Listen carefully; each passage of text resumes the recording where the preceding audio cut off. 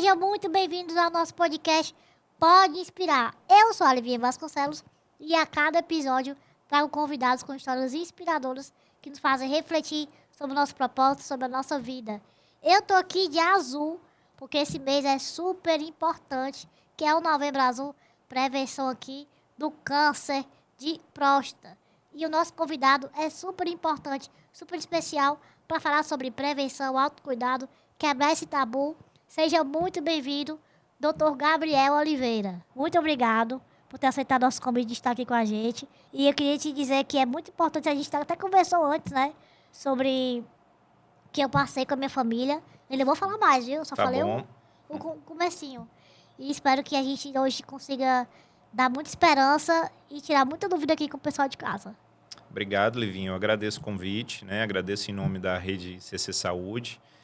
Hoje é uma oportunidade da gente conversar e esse mês é para isso, para disseminar informação, não só sobre o câncer de próstata, óbvio que com foco no câncer de próstata, mas sobre a saúde do homem em geral, já que o urologista, a nossa meta é essa, é ser o médico do homem, né? Não só o médico da próstata, mas o médico que cuida da saúde integralmente. Doutor, eu queria perguntar para você como é que você se encaixou nesse seu lado, como você se encontrou na parte da urologia? Como é que foi para você? Porque eu sei que é desafiador quando a gente faz medicina. Aonde eu vou? É uma história longa, né? Assim, vem desde a faculdade mesmo, né? Sim. Na faculdade tive a oportunidade de aprender com grandes mestres, pessoas que eu admiro demais. Eu não sou cearense, eu sou mineiro. Sou formado na UFMG, na Federal de Minas Gerais. Sim. E tive, felizmente, graças a Deus, a oportunidade de ter pessoas que eu admirei muito por lá. E aí eu escolhi fazer a urologia, né?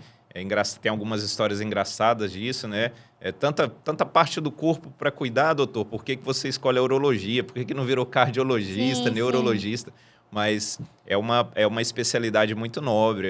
Hoje em dia me identifico muito, sou muito feliz com o que eu faço, com o trabalho que a gente consegue ajudar tanta gente, né? E aí de lá vim para o Ceará, vim trabalhar aqui, fui quase que imediatamente absorvido e acolhido pelo Instituto do Câncer, onde realmente é o meu time, é onde eu visto a camisa e a gente faz um trabalho muito legal lá tratando de paciente, principalmente com câncer, né? E já são 8 anos que você já está lá? É isso, eu estou no Ceará desde 2017, desde de lá eu já sou médico lá da nossa equipe e cada ano ampliando mais, né? Cada ano a gente aumenta os pacientes, a gente adquire outras maneiras de tratar, sempre se atualizando aí para oferecer o melhor para todo mundo sempre. E você vê muitas vidas sendo transformadas, né? Tratar o paciente oncológico, o paciente com câncer, é sempre muito recompensador, sabe, Livinha? É muito nobre, né, e eu posso até dizer assim, puxar um pouquinho a sardinha para os cirurgiões, né, que nós somos. Antes de ser urologista, a gente tem que se formar como cirurgião. É muito nobre a gente receber um paciente, né, com uma doença grave, uma doença que daqui a um tempo pode matar essa pessoa e poder tratá-lo, né, e devolvê-lo para a família com saúde, para que ele continue vivendo bem com a família. E quando a gente não pode, óbvio que também a gente dá o nosso melhor, né? A gente tenta aliviar o problema e conforto, né? Confortar sempre, né? É verdade. Mas realmente é uma tarefa muito nobre. Gosto sempre de lembrar, eu tenho a oportunidade de lidar com residentes, pessoas que estão aprendendo, né? Estão na caminhada de se tornar urologistas ou cirurgiões. E é sempre muito gratificante ensinar isso para eles, que o que a gente faz, o que eles fazem, é uma atividade única, é muito recompensador. A gente está falando sobre esse tema, né, que é do Novembro Azul. Como é que é essa resistência desses homens? Ainda tem muita resistência? Ano após ano a gente vê melhora. Eu particularmente vejo melhora, a sociedade brasileira vê melhora, mas tem muito trabalho a ser feito ainda, né? Existem vários motivos para o homem, para esse tabu, né, com o urologista. Na verdade, esse tabu todo surge, das questões com relação ao toque da próstata, né? E aí se cria um grande monstro ao redor disso. Mas o que a gente tenta orientar hoje em dia é que antes do toque, né, tem toda uma consulta, né? O paciente, ele primeiro precisa ir na consulta, eu preciso entender, eu preciso entender se precisa fazer o toque na situação dele. A mulher vive mais do que o homem, né? Alguns anos a mais, em média. E muito disso é porque as mulheres se cuidam muito, né? Mais. É verdade. A mulher, desde a adolescência, ela sai do pediatra e vai para o ginecologista. Direto, né? Verdade. O homem não, ele sai do pediatra e vai para o meu consultório quando ele fica doente, aos 50, 60, 70 anos. Né? Então, a conscientização da população masculina e também da feminina, porque é muito comum a filha levar o pai, a esposa levar o pai. Eu levo o meu direto.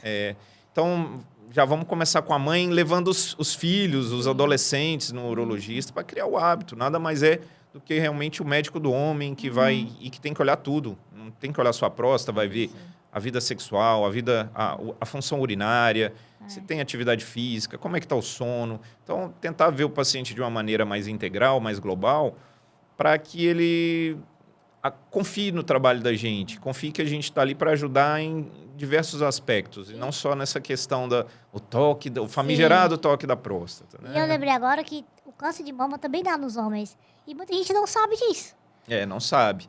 Coincidência, teve um paciente recentemente que me procurou, ele colocou no Google que ele estava com uma alteração na mama e aonde ele deveria ir. Ele foi no urologista.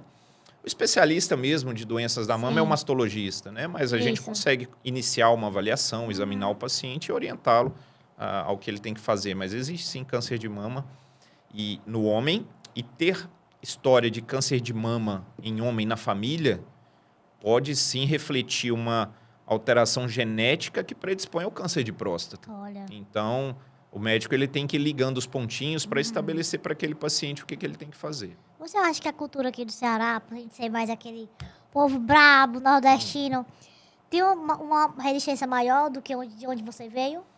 Não. Eu acho que é uma questão... Tudo bem, pode existir uma regionalidade nessa questão, mas eu não consigo enxergar dessa maneira, sabe, Livinha? Generalizar dessa maneira. O paciente idoso, ele tem... Quanto mais idoso, mais resistência a fazer o exame, ao ir no urologista. Mas, como eu disse, ano após ano a gente nota que as pessoas têm se orientado melhor. E quando a gente fala de câncer de próstata, principalmente, isso é fundamental. Porque é um câncer que é muito comum, é o segundo mais comum do homem, é o segundo que mais mata. Qual é o primeiro do homem? O mais comum são os cânceres de pele não melanoma, que são algumas feridinhas que podem dar na pele, muito comum, mas quem... Tem muita incidência de sol aqui no Ceará, então é bastante comum, né? E o que mais mata é o câncer de pulmão. Então, mas a próstata está em segundo lugar, tanto de incidência, né, quanto de mortalidade. E é um câncer que, se descoberto inicial, ele tem excelentes taxas de cura. E a gente, no começo, como ele é silencioso, a gente só vai diagnosticar se esse paciente chegar no meu consultório. Sim. Se ele chegar só com sintomas, às vezes a gente já está com uma situação mais difícil de resolver. Mesmo tendo um tabu, como é que você faz para lidar, para mostrar para eles que tem que fazer essa rotina, uma forma regular? A partir do momento que ele chega no consultório, eu considero que já é uma grande vitória, porque aí ali já está na minha mão. Né, Chegou. Exato. De eu sentir com esse paciente qual que é a disponibilidade dele, de toda, né, o que ele está disposto, né, para a gente cuidar da saúde dele. Né? Então, ele vai fazer exame laboratorial, tem o exame clínico, tem a conversa. O exame do toque, ele é uma parte do exame físico. Sim. Né? É um exame que dura pouquíssimos segundos, né, não dói. Mas eu sempre digo para o paciente, aqui eu não amarro ninguém. Eu oriento da necessidade de se fazer o exame, que se eu não fizer o exame, eu não consigo dar aquele 100% de tranquilidade para dormir bem com a cabeça no travesseiro à noite. Mas, não quer fazer de jeito nenhum, não quer fazer. Cada um tem sua autonomia de não querer. Mas, a partir do momento que ele vem no consultório, eu já consigo olhar muita coisa. Inclusive, orientar e educar com relação à necessidade do toque, né? O PSA, que é o exame de sangue que a gente usa para rastrear câncer de próstata, ele é o responsável pela maioria dos diagnósticos. Então, se esse paciente vem e faz o PSA, eu já considero uma grande vitória. Ele não ficou em casa e não fez nada. Que aí esse paciente que está em casa e não fez nada, ele tem um risco muito maior. Agora, se ele vem no consultório e faz o PSA, opa, isso já me tranquiliza 80%. Se ele faz tudo, aí eu consigo tranquilizar 100%. O Né? meu pai, a minha família tem diagnóstico já genético de CA, de próstata. Certo. Meu avô faleceu por isso. Infelizmente, o meu avô não foi atrás, anos atrás. E aí ele, tipo assim, parece que ele viu alguma coisinha, um detalhe, e deixou. E aí quando foi depois de 10 anos, ele veio muito agressivo, não deu mais tempo. E ele faleceu. Então, a partir daquele momento, todos meus tios, meu pai, fazem o exame. Eu acho que eles fazem semestral.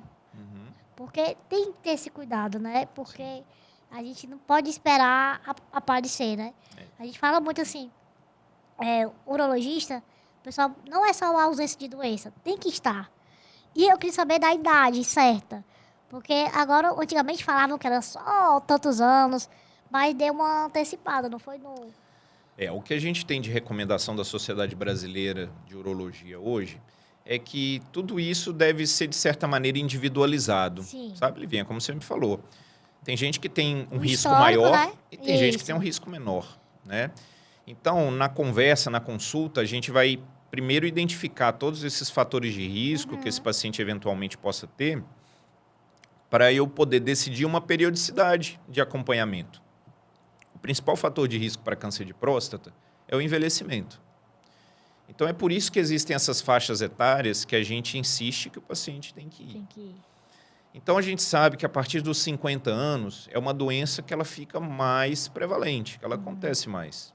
Então, a partir dos 50 anos, mesmo não tendo nenhum risco, nenhum fator de risco, esse paciente já deve começar a ir ao urologista. E eu estou falando de pacientes que não estão sentindo nada, né? Porque aquele que está Saudáveis. sentindo, ele já tem que ir desde quando está sentindo. Isso, Pode ser com isso. 20 anos, com 30 anos, ele tem que aparecer lá. Mas quem não está sentindo nada e fala, tá tudo bem, não vou no médico porque tá tudo bem. Não, não é esse o pensamento. Ele tem que ir no urologista a partir dos 50 anos.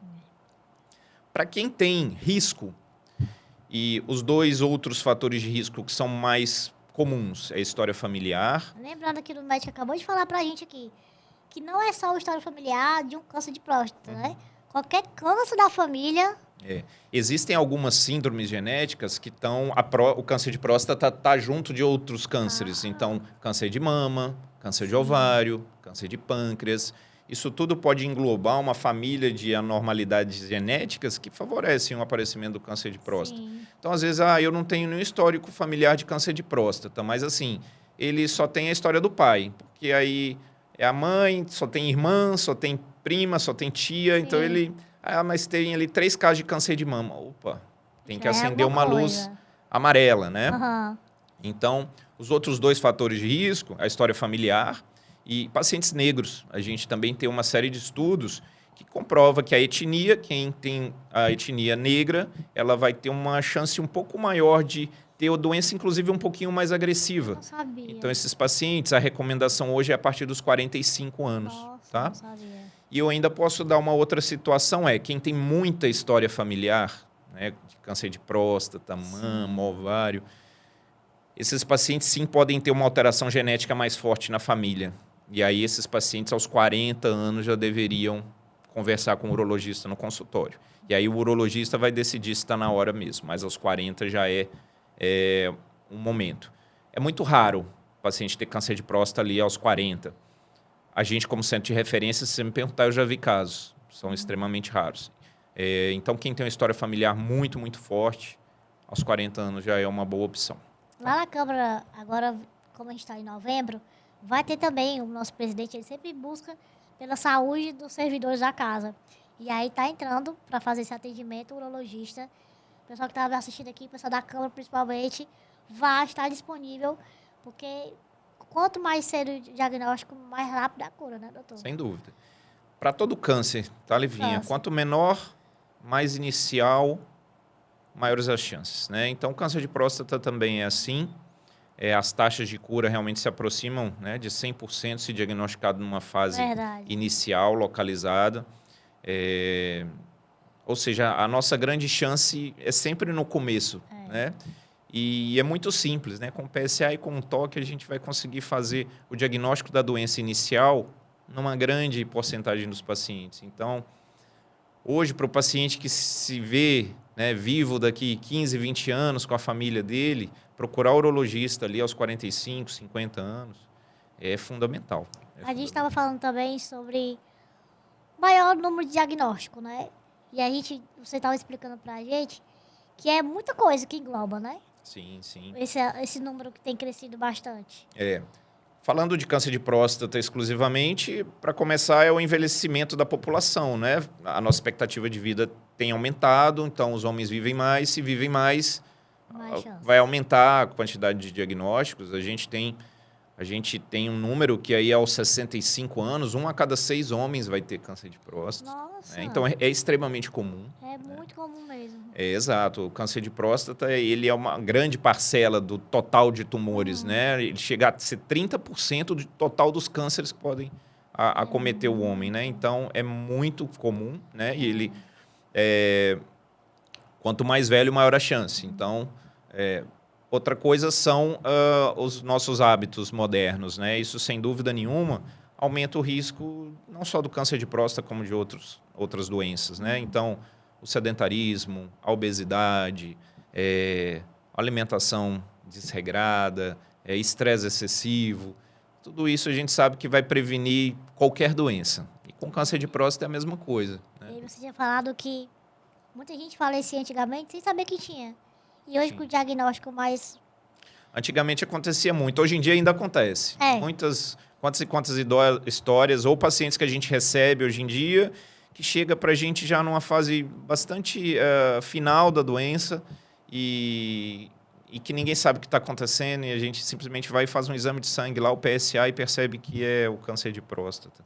Então, esse acesso, essa ida, né, ao médico, isso faz toda a diferença. Eu posso dar um exemplo do que aconteceu, inclusive, um caso que ficou conhecido nos Estados Unidos recentemente, é que durante algum tempo houve uma diretriz nos Estados Unidos que falava que o câncer de próstata não precisava mais ser rastreado. Nossa! Isso em 2012, tá? Eles se basearam em alguns estudos ruins, com um grande grau de contaminação, então eles chegaram nessa decisão e nos Estados Unidos eles pararam de fazer esse rastreamento do câncer de próstata durante alguns anos.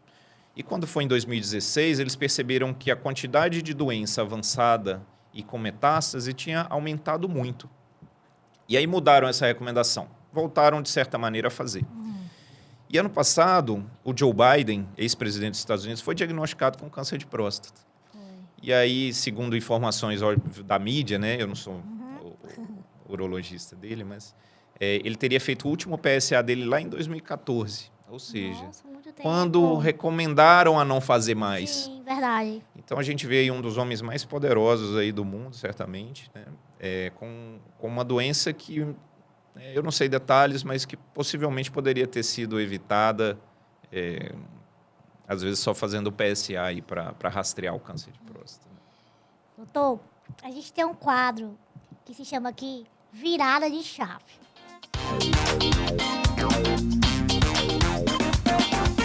Qual foi o momento que você sentiu que a importância de ter esse autocuidado, essa prevenção mais rápido, mais cedo, que te fez fazer em alerta para as pessoas? O dia a dia no consultório mostra isso, sabe, Livinha? Assim, é muito... a gente tem se sente mal junto com o paciente, obviamente, quando chega um caso para a gente que a gente sabe que a gente não vai conseguir curar o paciente mais. Então, quando chega um paciente na cadeira de roda, com muita dor, sem conseguir urinar, e a gente sabe que aquilo, talvez, se ele pudesse ter sido olhado 10 anos atrás ou 5 anos atrás, isso poderia ser diferente, isso causa uma angústia muito grande em quem trata câncer, né? Falando de um câncer tão... eu não posso usar a palavra prevenível, né? Porque muitas vezes a doença acontece, né? Como eu disse, ela não é totalmente prevenível, mas a morte por ela é sim. Né? As sequelas são preveníveis, então a gente pode, de certa maneira, com o diagnóstico precoce, mudar a história de muita gente. Então é por isso que todo ano após ano, a gente bate cada vez mais, né? Isso, nessa questão que é é a diferença entre viver ou não, né? Só ir ao urologista e ser avaliado. São mais de 70 mil diagnósticos no Brasil por ano. É muito. Então, E é porque tá faltando aqui no muita Ceará, gente mais de fazer. 2 mil diagnósticos por ano. Então, se a gente pensar que a gente Quais tem são as cidades que mais tem? Fortaleza. Fortaleza? Pela população mesmo, População, pela né? quantidade. Né? Mas, então, entender que essa doença vai aparecer. Esses números não são muito evitáveis, né? Mas o paciente morrer disso é evitável. O ICC tem um trabalho muito bonito lá. Minha família teve um paciente, né? Tava aqui contando. Que infelizmente a gente também via algumas coisas que ele passava, situações, e achava que não era nada, não ligava, e infelizmente ele acabou partindo. E o quanto que ele trabalha é bonito, né? E muda a vida de muita gente. Lá. Trabalhar com câncer envolve sempre muito mais do que só o médico, né? A instituição, os outros profissionais, né? É uma grande equipe, né? Exato. Todo mundo ali está acostumado a receber o paciente, a acolher o paciente com câncer, né? Muitas vezes a gente não vai conseguir curar, mas o acolhimento, a forma como o ser humano é tratado, mesmo com uma doença avançada e incurável, faz toda a diferença A humanização. na trajetória, né? E na vida desse paciente. Então, faz muita diferença tratar uma doença como essa numa instituição que está acostumada a tratar, onde o médico entende muito, mas a enfermeira, o recepcionista sabe, fisioterapeuta, nutricionista, todo mundo ali tem um foco muito grande no paciente oncológico e especialista nisso. Então, isso faz uma diferença muito grande na trajetória do paciente. É uma grande equipe lá que a gente... sim. Que eu vi. Agora, doutor, a gente tem um quadro que se chama Pergunta Surpresa.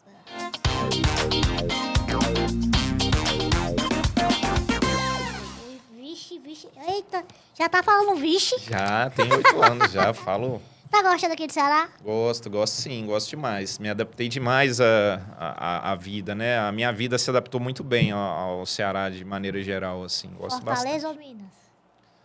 Tô Aí brincando, depende, tô vai. brincando. Não pode, o meu coração dói, assim. O pão de queijo lá é diferente. É, Não dá como o pão de queijo de vocês.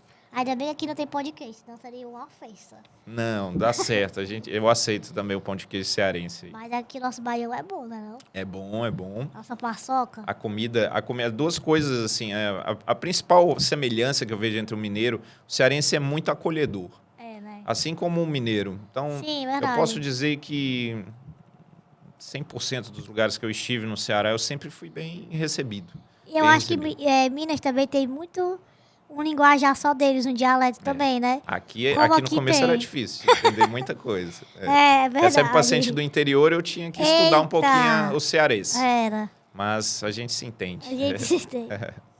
Se o senhor pudesse deixar uma mensagem para todos os homens que ainda têm medo de cuidar da própria saúde, de prevenção, o que é que você diria para essas pessoas? Como a gente está falando, né? Vamos correr contra o tempo? Bom, o principal recado é que a prevenção e viver mais, ele é um ato de responsabilidade, de amor, não só consigo mesmo, né? Verdade. É com a família, com seus entes queridos. Então, eu vejo muitos familiares levando os homens, né, na consulta, e a gente entende que isso meu pai não quer ir de jeito nenhum, mas eu quero ele comigo mais tempo. Então, ela leva arrastado, né? É isso que eu faço assim. com meu pai. Meu pai às vezes fala assim, se eu viver mais 10 anos, tá bom. Eu, não, pai. A gente quer por muito mais tempo. Mais tempo, né? Então, assim, tem muito homem, não precisa ter medo, né? A consulta, como eu disse, primeiro é uma consulta. Né? Sim, E a gente bate-papo. avalia. Exato, a gente avalia. É importante ir na consulta, já é uma prevenção a um problema mais sério, né? A questão do toque não é nada assustador, é uma parte do exame que é muito rápido. E é isso, assim, a gente tem que enxergar onde a gente quer estar daqui 15 anos. Sim. E se não for muito pela gente, a gente tentar olhar que é pela nossa família, né, para nossa esposa, nossos filhos, nossos entes queridos de maneira geral. E essa ida no urologista é muito sobre isso, assim, querer viver mais com qualidade, até porque a gente, como eu disse, a gente não vai falar só de câncer de próstata. Verdade. Então, existem várias questões do homem que precisam ser orientadas, né? Desde lá da adolescência, a gente tem que explicar para o adolescente sobre sexualidade, sobre prevenção de infecção sexualmente transmissível, prevenção de gravidez indesejada, né? Verdade. Existem umas... o adolescente é, por exemplo, a faixa etária, e o adulto jovem a faixa etária onde o câncer de testículo mais se incide. Para os pacientes mais velhos, os homens, a gente escuta muito, ele ficou mais velho, tá aí perdendo urina, urinando toda hora, mas isso é por conta da idade. Não. Isso não existe, Livinho. Esse paciente tem alguma doença, ele pode ser tratado. Nossa, isso é um alerta muito Então, importante. assim, não, ele tem 80 anos, mas ele usa fralda, ele é incontinente, mas é por conta da idade. Isso não existe. Ele está doente, ele tem algum Entendi. problema. Outra doença da próstata que é extremamente comum, que é o crescimento benigno da próstata, a hiperplasia da próstata, ela comete metade dos homens aos 50 anos. Então, 1 a cada 2. Esse paciente, muitas vezes, ele tem alterações do hábito urinário e essas alterações são lentas ao longo de anos e ele não percebe. Mas quando ele chega lá com 70, 80 anos, ele está com um hábito urinário muito ruim, coisa que poderia ter sido tratado e prevenido desde muito antes. É verdade. Além de orientação sobre atividade física, sobre a vida sexual. Quantos e quantos idosos às vezes não chegam assim, é porque eu não consigo mais namorar, mas é por causa da idade, né, doutor? Não, calma, vamos ver se é por causa da idade mesmo, né? Muitas vezes não é. É alguma coisa que eu consigo corrigir e devolver a vida sexual para o casal, né? Então, a urologia é muito ampla. A gente lida com muita coisa. E a proposta é ser o médico geral do homem mesmo, para a gente conseguir abordar cada ponto desse. Então, o homem não precisa ter medo de ir no consultório preocupado com o toque da próstata. Isso é uma parte muito pequena para alguns pacientes que vão precisar fazer. Então, existe uma avaliação, uma abordagem muito mais ampla e que vai ajudar o paciente a ter qualidade de vida, a viver mais anos, né? Que é o nosso objetivo. A gente está conseguindo fazer isso, né? Mas a gente quer que cada vez mais as pessoas tenham mais consciência e a iniciativa de se cuidar, né? Essa iniciativa, quando faltar, espero que as esposas, as filhas, Os parceiros, as quem mães for, peguem e levem, porque quem está ao seu lado, a leve. gente precisa. Tem um memezinho engraçado já antigo, que é um lacinho rosa, representando o Outubro Rosa, puxando o lacinho azul, falando assim, verdade. você vai sim. Ai, que legal, verdade. Porque é isso, né? Passa o Outubro Rosa, a mulher vai com regularidade verdade. e cuida muito bem. Aí chega no Novembro Azul, o homem não vai? Não, vai sim. É só conversar que vai. E para encerrar nosso programa, a gente tem aqui o nosso Trio Inspira.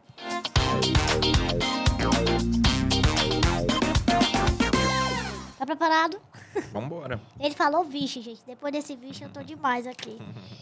Quem te inspirou para você dessa profissão? Bom, eu tive várias inspirações, né, como eu disse, na faculdade e tudo mais.